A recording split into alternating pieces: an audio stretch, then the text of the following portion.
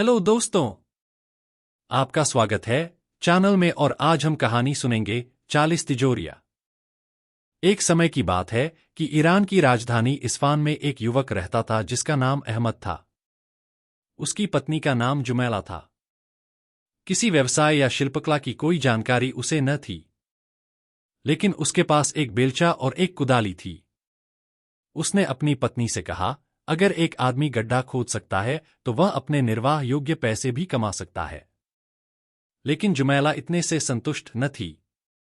जैसा कि वह अक्सर करती थी, एक दिन गर्म पानी में नहाने और दूसरी औरतों से बातें करने के लिए वह एक गर्म हमाम गई। लेकिन दरवाजे पर बैठी औरत, जो हमाम की प्रभारी थी, उससे बोली, तुम अंदर नहीं जा सकती। बादशाह के राज ज्योतिषी की पत्नी आई हुई है और उसने सारा हमाम ले रखा है। वह अपने आप को क्या समझती है? जुमैला ने विरोध किया। बस इसलिए कि उसका पति भविष्यवाणी कर सकता है, लेकिन घर लौटने के अतिरिक्त वह कुछ न कर सकती थी। सारे रास्ते वह गुस्से से भभकती रही। शाम के समय जब अहमद ने दिन भर की अपनी कमाई उसे दी तो वह बोली, देखो इन थोड़े से सिक्कों को। अब मैं और सहन नहीं कर सकती। कल से तुम बाजार में ज्योतिषी का काम करोगे और लोगों को उनका भविष्य बताओगे।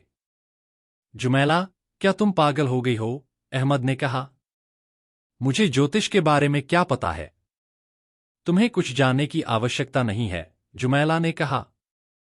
जब तुम्हारे पास कोई प्रश्न पूछने आएगा तो तुम पासा फेंक कर ऐसा कुछ बुदबुदा देना जो ज्ञानवर्धक लगे। अब या तो तुम ऐसा ही करोगे या फिर मैं पिता के घर चली जाऊंगी। अगले दिन अहमद ने अपना बेलचा और कुदाल बेच दिए और एक पासा और एक फलक और ज्योतिषी का चोगा खरीद लिया। फिर बाजार में हमाम के निकट आकर वह बैठ गया। अपना सामान सजाकर वह बैठा ही था कि बादशाह के एक वजीर की पत्नी भागी भागी उसके पास आई। ज्योतिषी, मेरी सहायता करो। आज मैं अपनी सबसे महंगी अंगूठी पहनकर हमाम में गई थी और वह खो गई है। मेहरबानी करके मुझे बताओ कि मेरी अंगूठी कहाँ पर है। अहमद थोड़ा घबरा गया और उसने पासा फेंका। समझदारी की कोई बात कहने के लिए वह अपने दिमाग पर जोर डाल रहा था कि उसकी नजर उस औरत की आस्तीन पर पड़ी। आस्तीन में उसे एक सुराख दिखाई दिया जहां से औरत की बाह दिखाई दे रही थी। एक सम्मानित महिला की बाह दिखना अशोभनीय था, इसलिए अहमद ने आगे झुककर धीमे से कहा, बेगम साहिबा, मुझे एक सुराख दिखाई दे रहा है। क्या? औरत ने पास आते हुए पूछा। सुराख, सुराख। औरत का चेहरा खिल उठा। बेशक, सुराख। वह हमाम की ओर वापस दौड़ी और वहां एक दीवार में उसने वह सुराख खोजा जहां उसने अपनी अंगूठी छिपा कर रखी थी। उसे अंगूठी मिल गई और फिर वह झटपट अहमद के पास आई। खुदा का शुक्र है, उसने कहा। तुम्हें पता था कि अंगूठी कहाँ है? और आश्चर्यचकित अहमद को उसने सोने का एक सिक्का इनाम में दिया। उस शाम जब जुमैला ने सोने का सिक्का देखा और सारी कहानी सुनी तो उसने कहा, समझ आया यह काम कितना आसान है। आज तो खुदा मेहरबान था, अहमद ने कहा। लेकिन दोबारा ऐसा करने का दुस्साहस मैं नहीं कर सकता। बेकार की बात मत करो, जुमैला ने कहा। अगर तुम चाहते हो कि मैं तुम्हारे साथ रहूं तो तुम कल फिर बाजार जाना। उस रात ईरान के बादशाह के महल के शाही खजाने में चोरी हो गई। सोने और जवाहरात से भरी 40 तिजोरियां 40 चोर चुरा कर ले गए। अगली सुबह बादशाह को इस चोरी की सूचना दी गई।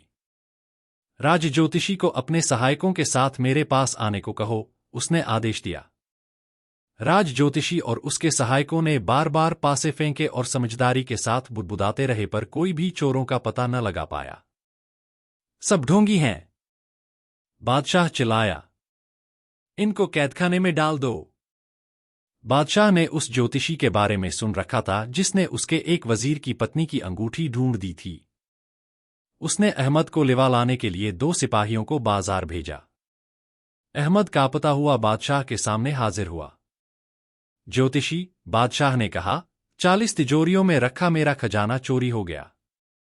उन चोरों के बारे में तुम मुझे क्या बता सकते हो? अहमद ने झटपट 40 तिजोरियों के बारे में सोचा। शहंशाह आलम, मैं आपको यह बता सकता हूं कि 40 चोर आए थे। आश्चर्य है, बादशाह ने कहा। मेरे एक भी ज्योतिषी को इस बात का पता न चला था। लेकिन अब तुम्हें मेरा खजाना और उन चोरों को ढूंढना होगा। अहमद घबरा गया। मैं पूरी कोशिश करूंगा, शहंशाह आलम, लेकिन इसमें थोड़ा समय लगेगा। अगर आपको यहां तक कहानी अच्छी लगी तो वीडियो को लाइक करें। कितना समय? बादशाह ने कहा। ओह, 40 दिन, शहंशाह आलम, अहमद ने कहा। उसने मन ही मन अनुमान लगाया कि अधिक से अधिक वह कितना समय मांग सकता था। हर चोर के लिए 1 दिन। यह तो बहुत लंबा समय है। बादशाह ने कहा। ठीक है, तुम्हें 40 दिन दिए। अगर तुम कामयाब हुए तो तुम्हें बहुत धन इनाम में दूंगा, नहीं हुए तो दूसरों के साथ तुम भी कैदखाने में सड़ोगे। घर लौटकर अहमद ने जुमैला से कहा, देखो तुमने मुझे किस मुसीबत में डाल दिया है। 40 दिनों के बाद बादशाह मुझे कैदखाने में डाल देगा। बेकार की बात कर रहे हो, जुमैला बोली, तिजोरियां ढूंढ निकालो। तुमने अंगूठी ढूंढ निकाली थी, नहीं ढूंढी थी क्या? मैं तुम्हें बता रहा हूं जुमैला, मैंने कुछ न ढूंढा था। वह तो बस खुदा की मेहरबानी थी। लेकिन इस बार कोई आशा नहीं है। अहमद ने कुछ सूखे खजूर लिए। उनमें से 40 गिनकर एक जार में रख लिए। इनमें से एक खजूर मैं हर दिन शाम के समय खा लूंगा। इस तरह मुझे पता चल जाएगा कि 40 दिन कब समाप्त हो गए हैं। अब हुआ ऐसा कि बादशाह का एक नौकर उन 40 चोरों में से एक था। उसने बादशाह और अहमद की बात सुन ली थी। उस शाम वह झटपट चोरों के अड्डे पर आया और उसने चोरों के सरदार को सारी बात बताई। एक ज्योतिषी है जिसने कहा है कि वह 40 दिनों में खजाने और चोरों को ढूंढ निकालेगा। वह मूर्ख बना रहा है, सरदार ने कहा।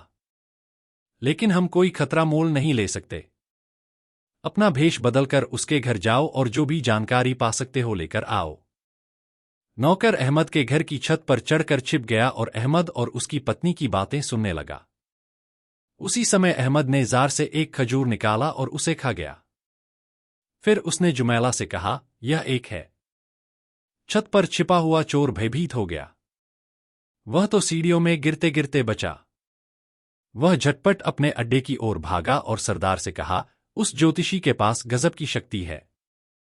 मुझे देखे बिना ही वह जान गया कि मैं छत पर छिपा था। मैंने खुद सुना। उसने कहा, यह एक है। तुमने ऐसी कल्पना की होगी, सरदार ने कहा। कल रात 2 जने उसके घर जाना। अगली रात नौकर अपने एक साथी के साथ आया और दोनों अहमद के घर की छत पर छिप गए। जब वह उसकी बात सुन रहे थे, अहमद ने दूसरा खजूर खा लिया और कहा, यह 2 हैं। दोनों चोर गिरते पड़ते वहां से भागे और अपने सरदार के पास वापस आए। वह जानता था कि हम दोनों वहां पर हैं। हमने उसे कहते सुना, यह 2 हैं। उससे अगली रात सरदार ने 3 चोरों को भेजा और उसके बाद 4 को, फिर 5 को, फिर 6 को। और इस तरह हर रात एक अतिरिक्त चोर गया और अंत में 40वीं रात सरदार ने कहा, इस बार मैं भी तुम सब के साथ जाऊंगा। सभी 40 चोर अहमद के घर की छत पर चढ़कर छिप गए और उसकी बात सुनने लगे। अहमद ने जार में रखे आखिरी खजूर को देखा और निराशा से उसे बाहर निकाला और खा गया। 40 संख्या पूरी हो गई। जुमैला उसके निकट ही बैठी थी। अहमद, उसने धीमी आवाज में कहा, तुम्हें ज्योतिषी बनाकर मैंने भूल कर दी। तुम वही हो जो तुम हो, तुम्हें कुछ और बनाने का मुझे प्रयास नहीं करना चाहिए था। क्या तुम मुझे माफ कर सकते हो? मैं तुम्हें माफ करता हूं जुमैला, लेकिन मेरी भी गलती थी। मुझे वह नहीं करना चाहिए था जिसे करना बुद्धिमानी न थी। लेकिन अब इन बातों से कोई लाभ नहीं। तभी जोर से दरवाजा खटखटाने की आवाज आई। अहमद ने एक आह भरी। बादशाह के सिपाही तो आ भी गए। वह दरवाजे के निकट गया और उसने कुंडी खोलते हुए ऊंची आवाज में कहा, ठीक है, मैं जानता हूं कि तुम यहां क्यों आए हो। उसने दरवाजा खोला। वह चौंक गया। बाहर 40 आदमी थे जो घुटनों पर खड़े थे और अपने सिरों से जमीन को छू रहे थे। आप बेशक सब जानते हैं, ओ महान ज्योतिषी, सरदार ने कहा। आपसे कुछ भी छिपा नहीं है। हम विनती करते हैं कि आप बादशाह को हमारे बारे में कुछ न बताएं।